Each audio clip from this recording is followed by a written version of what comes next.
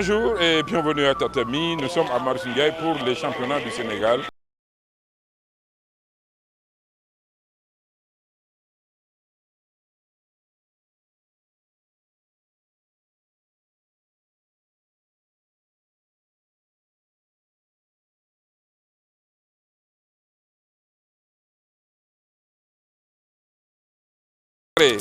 Ça a démarré.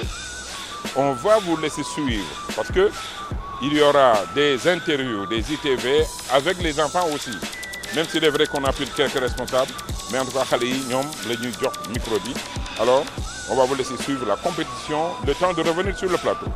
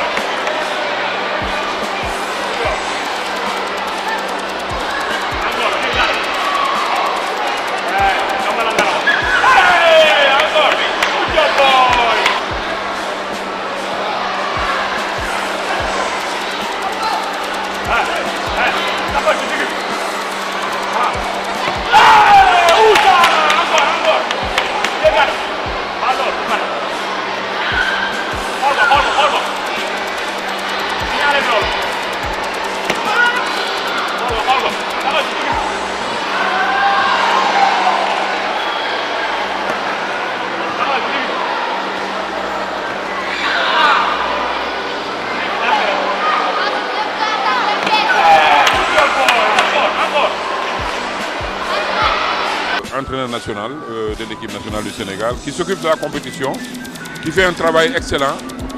Alors, quel est le nombre de combattants, le nombre de clubs, la participation? Comment vous jugez la participation? Voilà, donc il faut d'abord, merci Samsei Admolo, mais il faut saluer aussi en fait la participation de tous les clubs, vu en fait ce type de compétition. Parce que depuis le début de la saison, on a fait des compétitions cadets, juniors, seniors, espoirs. Mais on n'avait pas encore organisé de compétition de la petite catégorie. Maintenant, la direction technique a profité des grandes vacances pour organiser maintenant pour les moins de 14 ans, les benjamins et les minimes.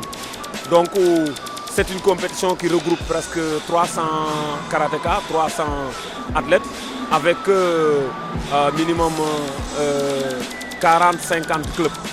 Donc vous voyez ce que ça fait. Donc vous avez vu, le stade est très animé. Vous avez commencé à l'heure, il paraît. Oui, parce que aussi on veut vraiment relever toujours le défi de l'organisation, permettre aussi aux athlètes, aux coachs qui sont ici au Sénégal de s'adapter sur la réalité du haut niveau. Donc toujours essayer de commencer les compétitions à l'heure. Ça nous permet maintenant de mieux préparer nos coachs et nos athlètes pour le niveau continental, niveau international, mais également permettre aussi à tout un chacun de rentrer à temps pour pouvoir récupérer. Donc, on a vu que les combattants portent des casques. Voilà, vous savez, c'est le comité des moins de 14 ans. Donc selon le règlement de la WKF, les enfants ils doivent mettre des casques. Donc c'est pour les protéger, c'est pour sécuriser en fait les combats. Donc alhamdoulilah, on touche du bois. Depuis ce matin on est là, on a fait beaucoup de combats, mais vous avez vu, il n'y a pas eu de blessés. Parce que le règlement protège les enfants.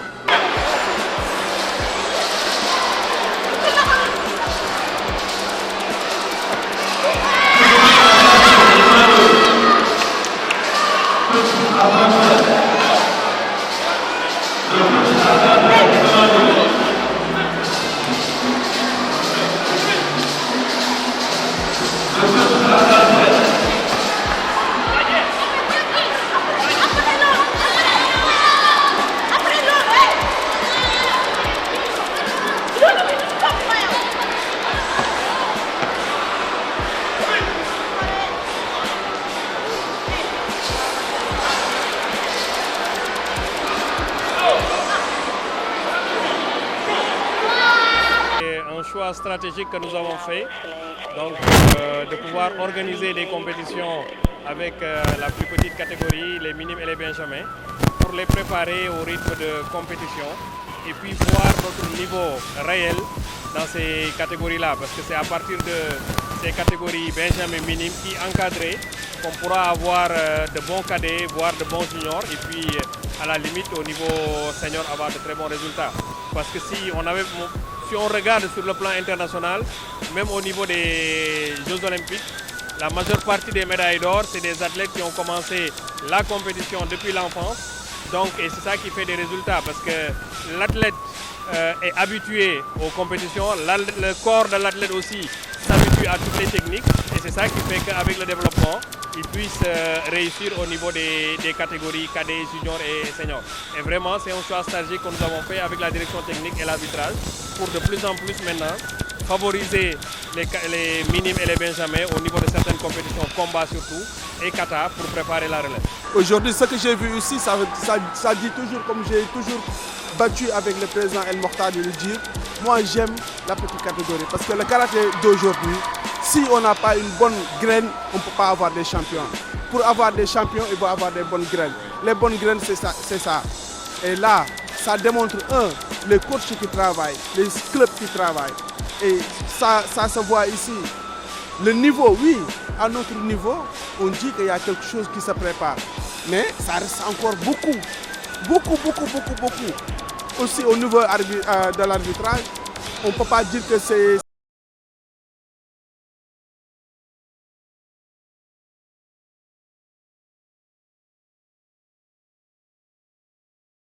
Comme le haut niveau, et moi je leur félicite en tout cas, mais je dis toujours, on n'est pas satisfait. Nous on est des combattants, on est des perfectionnistes. Nous, ça nous régale pas encore. Mais je me rappellerai simplement que le Budo Beach, parce que Budo Beach, oui, le 1er septembre, après le Magal de Touba. Il y a auprès des Budoka, mais lors de final, Benen bi moy xalé yi dañuy préparer les championnats du monde, mais laata lolu dañuy def championnat d'Afrique d'abord à Tunis. Ce sera à partir du 2. Ensuite, ils iront en octobre en Italie.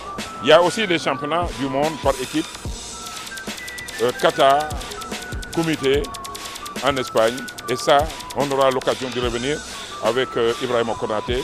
Et je crois que lolo dina am solo ñu waxtaan seeg moom. Mor Sey aussi ñëw jóge France jóge Europe ñëw pour assister à cette compétition ba ñu jox ko stage boo xam ne dimanche passé la ko def.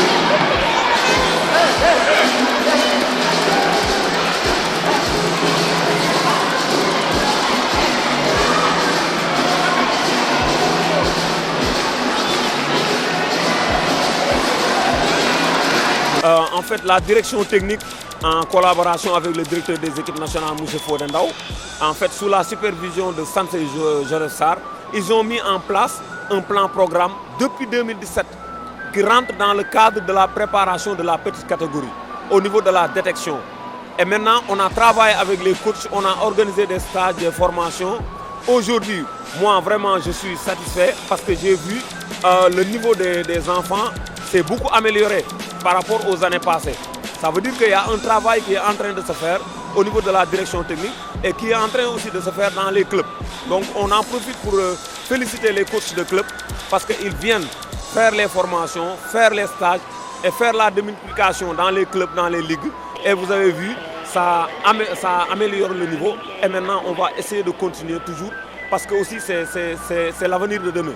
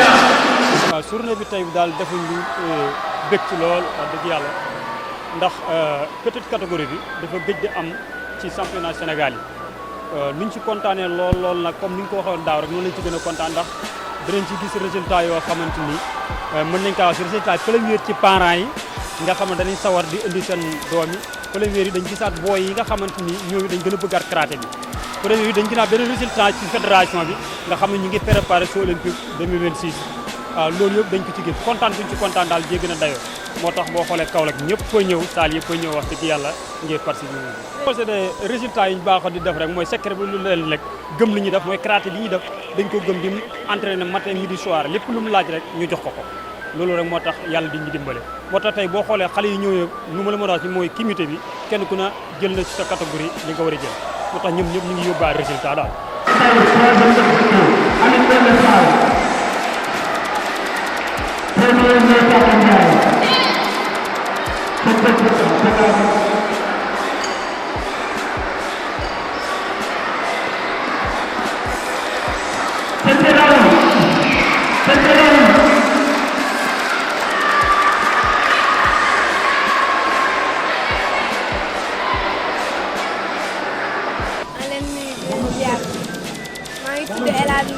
ba Kaolack ñëw compétition di yëg moins de 40 kilos jël sama catégorie médaille bronze bi waaw di remercier sama coach nag Me Babacar waaw moo tax ba ma ñëw fii mën ni ma mën see ñëw di compétir ba am médaille bi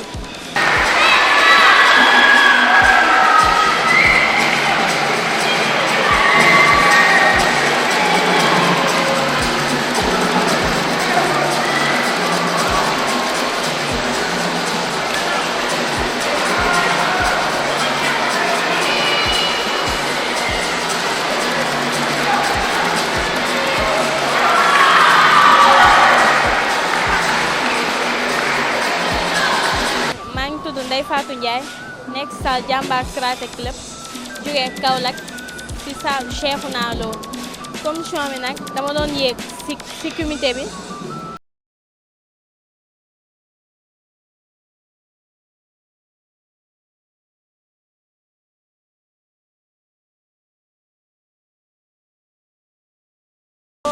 ak Assane suñ coach si sonn nañ ci combat bi trop ak échauffement bi jàpp nañ ci combat bi moom vraiment ñu leen remercier ñoom ñëpp ak waa salle bi ñoom Yacine ñoom ñëpp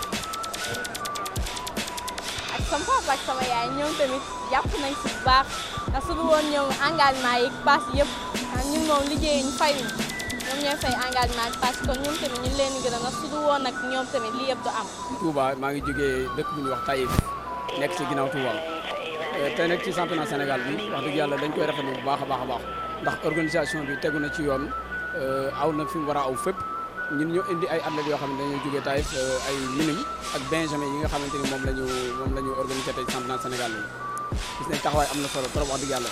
bi mooy li ñu am yaakaar dëgg-dëgg dañuy wax ne bu fekkee ne da ngaa bëgg am réew bu dee dox ay ndaw ñoo koy doxal te fédération bi.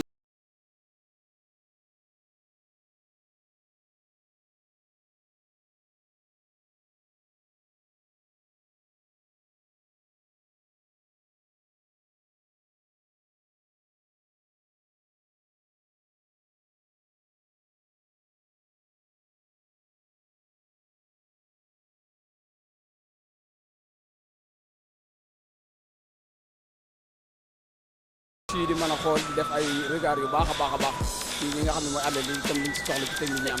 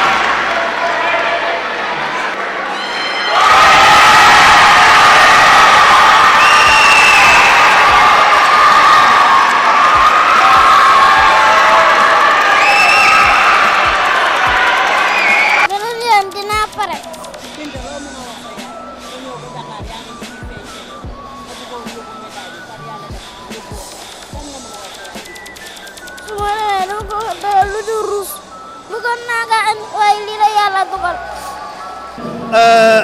dañuy sant yàlla ci dogalam xale bi mun nañ ko comprendre parce que dem na ba ci fin bi fi la defee erreur bu ndaw bi nga xam ne moo ko daanee rendre ci sa compte moom jàpp na ne rek lu baax li mu doon def mu ngi koy def mais loolu dinañ ci tirer attention pour beneen yoon ba nga xam ne dinañ ci gën a liggéey ak moom dëgg la comme ni nga ko waxee man mun naa wax sët parce que salle bi maa ko créé fi mu nekk nii ay tonton ay papam ñoo fa nekk kii tonton bii tey moo fa nekk di leen di entraîner muy Amadou Sow ñii man maa leen yor bi ñu nekk ay xale yu ndaw donc mun naa wax sët la ci wàll li fa ay parents jaar ci salle ba mooy yoroon leen mu nekk xale bu ma neex nag parce que dafa am fulla am fayda dañuy ñaan rek nañ ko ñëpp ñaanal yàlla te maa ngi invité le président fédération sénégalaise de karaté di invité le directeur technique national monsieur Joseph Sarr ne xale bi nañ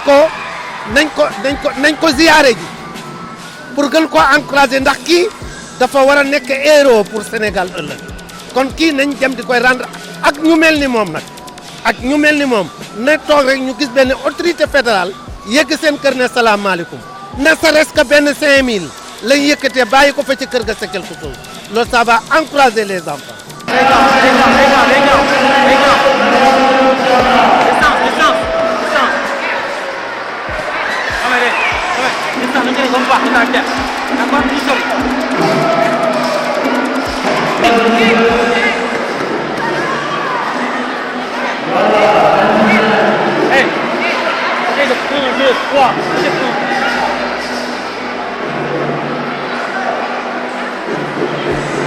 bon man nag bi may ñëw Kébémer tey jii ñooy indi ay combattants amoon nañ 12 combattants amoon na 3 combattants yuy def comité yàlla dogal na am naa benn médaille d'or benn médaille d'argent ak benn médaille bronze kon am na minime moins de 45 kilos am naa champion am naa médaille d'or am naa benjamin plus de 45 kilos médaille argent benjamin minime fii am naa médaille bronze donc kon loolu liggéey la laaj parce que ñun suñu objectif je pense que du compétition yi mais champion d'Afrique champion du monde loolu mooy suñu objectif donc loolu fierté la ci région de Louga bi. Moussa Laale. waaw yow.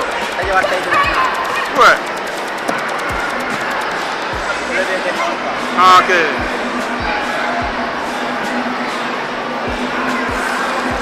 di leen wax ni kii mooy Mariama Camara jóge région Thiès Joal Fadiouth doon participer catégorie moins de 40 moo jël médaille d'or bi aussi daaw tamit moo ko jëlal waaw kon daa confirmé si voilà di sant ñëpp ñuy def karaté di wax compétition bi neex na lool waaw di ci waxee ñu gën a jàppale ndaw ñi comme ñi parce que ñoom bëgg nañ ko lool te jaral na leen lu nekk la ñuy daj ci entraînement yi voilà préparé ko jóge Joal fajaru ñëw xam nga compétir yàlla dogal mu di ko jël kon li may ñaan mooy ñu woo ko regroupement gën koo entraîné parce que avenir la quoi te bëgg na ko lool te ñeme na ko waaw di sant monde sport yëpp tamit voilà. maa ngi ñaan yàlla Jeux olympiques bii di ñëw 2026 ma bokk ci ma sant sama maître bi ma jàngal ak sama yaay ak samay waajur jëloon naa ko daaw jël naa ko ren regroupement bi ñaan naa yàlla tamit bokk ci may entraîné émission bi neex na lool ndax gagné naa.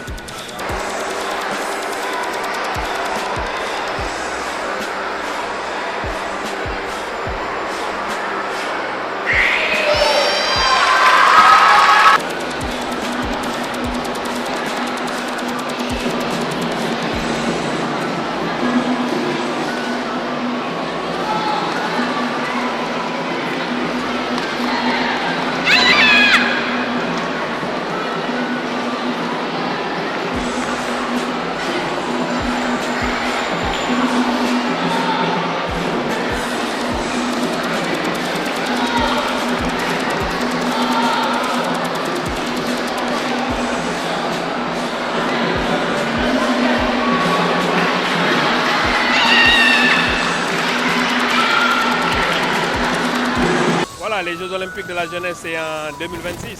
Si bien entendu le karaté est retenu comme discipline de compétition, parce qu'il y a des rumeurs qui disent que peut-être probablement le karaté va sortir. Donc nous, on se prépare en conséquence.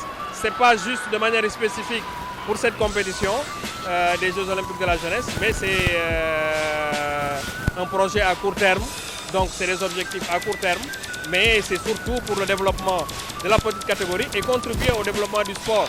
C'est-à-dire que c'est au niveau de l'enfance qu'on doit développer les activités sportives, surtout au niveau du karaté. Donc que le corps soit habitué à faire des mouvements, à faire des techniques, et que l'athlète aussi puisse se préparer à participer à des compétitions. Donc si le karaté est retenu ou confirmé au niveau des Jeux Olympiques de la jeunesse, et ça c'est un appel que j'ai fait au niveau de nos autorités, parce que ça dépasse peut-être le cadre du karaté. Donc pour que le karaté soit maintenu, qu'on puisse faire nos compétitions et comme on a l'habitude de faire, apporter des résultats comme par le passé. Le karaté a eu à avoir des médailles mondiales au niveau de la petite catégorie et à ce niveau-là, on se prépare en conséquence. Donc cette année, dans la catégorie des juniors, on a un athlète qui a remporté la compétition Youth League, en l'occurrence Serigne Bakesek. Youth League, c'est les meilleurs de la catégorie junior, de sa catégorie plus de 76 kg. Et s'il arrive à remporter la médaille d'or, ça veut dire qu'au niveau mondial, donc on part au championnat du monde au mois d'octobre, que c'est un athlète qui a les capacités, les potentialités pour décrocher une médaille d'or. Et c'est à ce niveau-là que le ministère, que l'État doit accompagner, qu'on puisse avoir des athlètes ciblés, que ce soit dans la petite catégorie au niveau des seniors, et qu'on doit accompagner. Et je pense que les résultats des Jeux Olympiques avec les performances, il faut le dire, c'est des performances satisfaisantes, même s'il n'y a pas eu de médaille. Peut-être certains athlètes, s'ils avaient pu bénéficier de l'accompagnement plus tôt, peut-être que des médailles auraient pu tomber. Et à ce niveau-là, c'est un appel que je lance au niveau de nos nouvelles autorités pour qu'on accompagne les fédérations.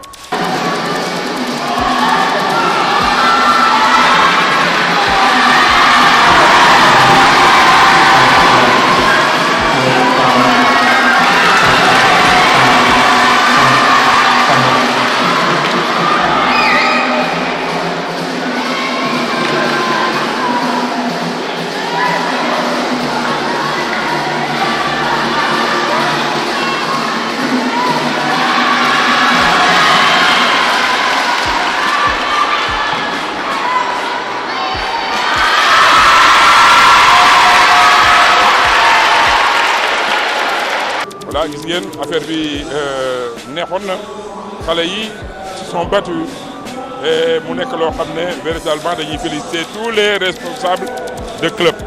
ñu ngi leen di féliciter par rapport à ce qui se fait de mieux. C'est vrai, il reste plein de choses à faire, mais l'essentiel, gis ngeen ko, on est satisfait, surtout par rapport à l'avenir de ces enfants qui véritablement nous réserve beaucoup de surprises.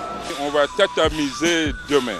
Demain, ce sera le 1er septembre 2024, ici à la place de Yoff, Djamalai, pour la première journée du tatami Bodo Beach Vacances 2024. Mesdames et messieurs,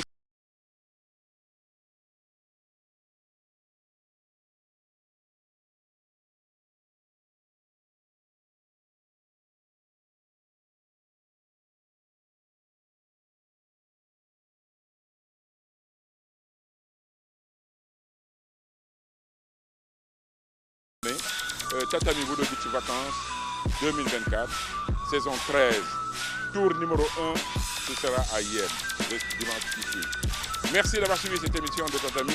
On se donne rendez-vous samedi prochain, Inch'Allah.